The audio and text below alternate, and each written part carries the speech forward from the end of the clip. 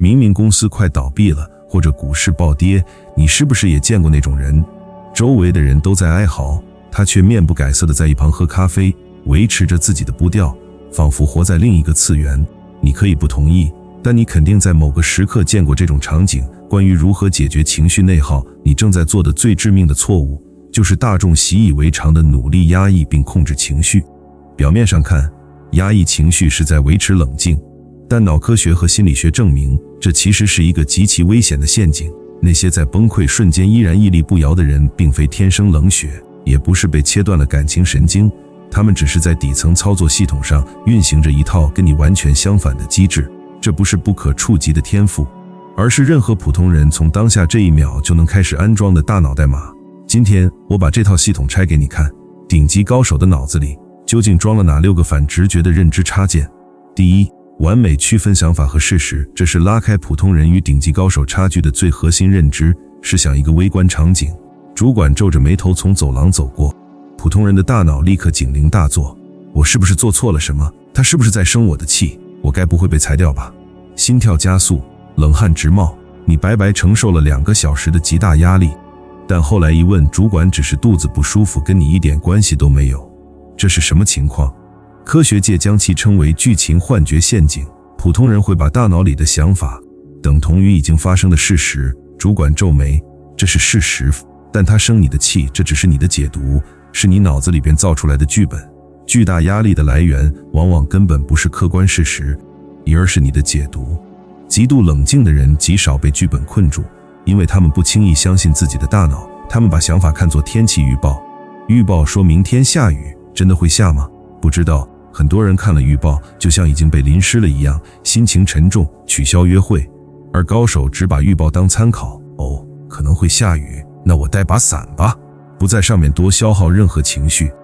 面对大脑里产生的恐惧念头，不要轻易相信，而是要去现实中主动验证事实。问自己一个物理动作般的问题：我知道的这些是事实还是我的想象？大多数人明白这一点后就停止了，但这还不是最不可思议的部分。如果负面情绪已经像海啸一样砸下来，防线被突破了怎么办？更深一层的可怕机制在下一层。第二，从外部观察自己的情绪。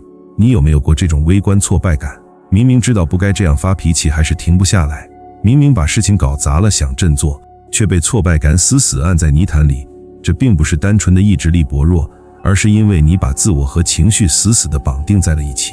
愤怒时，你觉得我就是愤怒本身；悲伤时，我就是悲伤本身。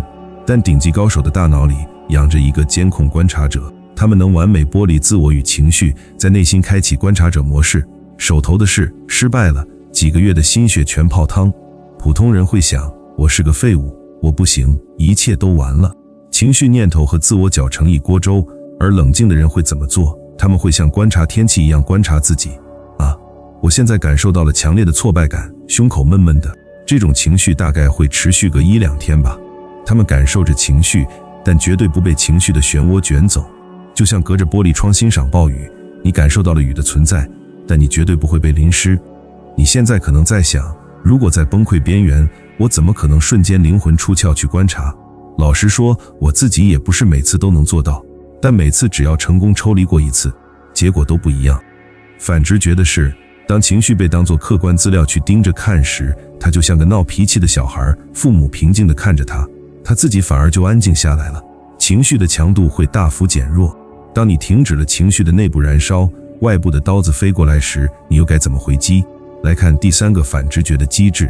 第3，不反应，而是应对。开会时，主管当着所有人的面狂喷你，大多数人会怎样？脸红、心跳、声音发抖，或者当场互怼。大脑里的杏仁核侦测到威胁，立刻拉响警报，这叫反应。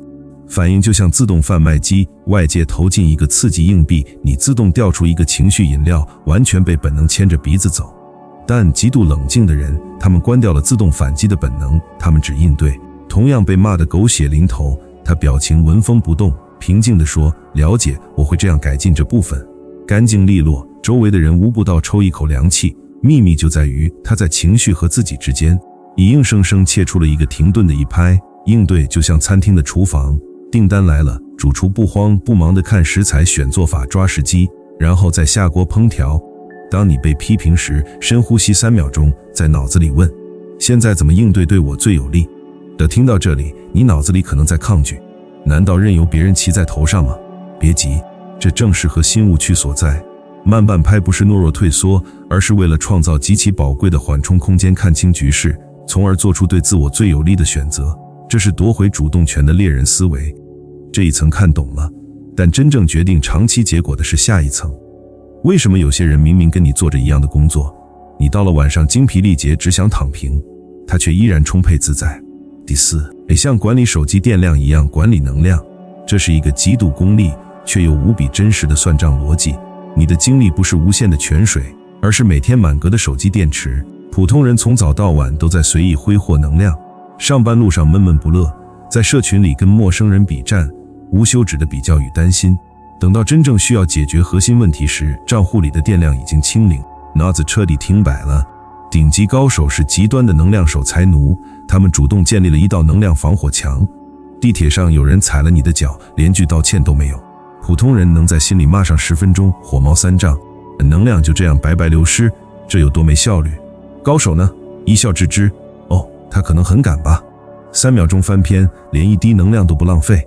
不重要的地方1分不花，烦心事让它过去，把所有心思只放在最重要的事情上，并且高度注重靠睡眠和运动来充电。